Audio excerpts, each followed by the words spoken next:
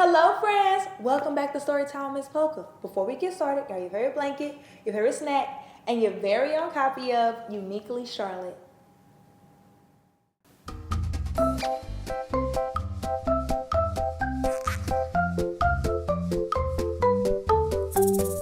Hello, friends! Today we'll be reading Uniquely Charlotte, written and illustrated by Catherine Perry. Charlotte was a little rabbit, and she had a style all her own. She had pretty blonde fur, a fluffy white tail, and her ears were overgrown. She never noticed her ears until that fateful day. "Those are the biggest ears I ever seen," that bully would say. Charlotte stopped in her tracks, afraid of what to say. She looked at herself a little longer in the mirror that day. She tilted her head to and fro. "Are my ears going to continue to grow?"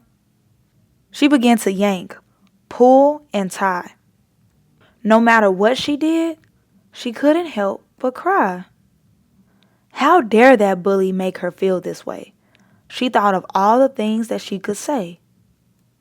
Anger would show that bully who's the boss. Yet, Charlotte didn't like being so cross.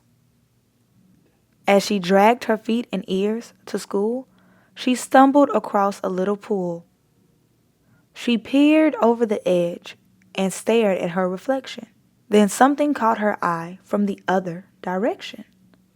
A field filled with wild flowers of all shapes and sizes. To behold something so beautiful felt like a prize. So many different flowers are beautiful as one. Charlotte's mind began to run.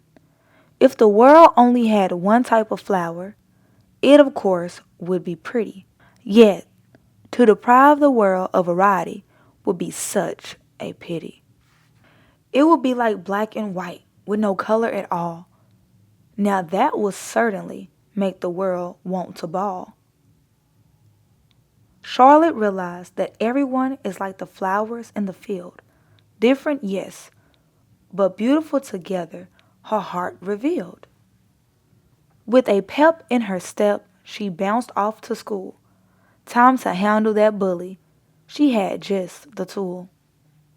Once face to face with that bully, once more, she greeted him much nicer than before. "My ears may be big, but that's what makes me unique."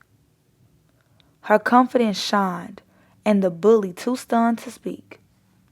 All of our differences are what makes this world beautiful. It would be boring to be all the same. And this was indisputable. Charlotte proudly flipped her ears over her shoulder, and she stood tall on that big round boulder. Then Charlotte added, "You are you for a reason. There is no doubt. You are perfect the way you are," she began to happily shout. From that day on, Charlotte loved her ears. She didn't care about the feedback from any of her peers. She knew deep inside there was no mistake. Charlotte was perfectly made, and that knowledge no one could take. Friends, wasn't that book an amazing reminder? Sometimes we forget that being different makes us who we are, and we should never change that.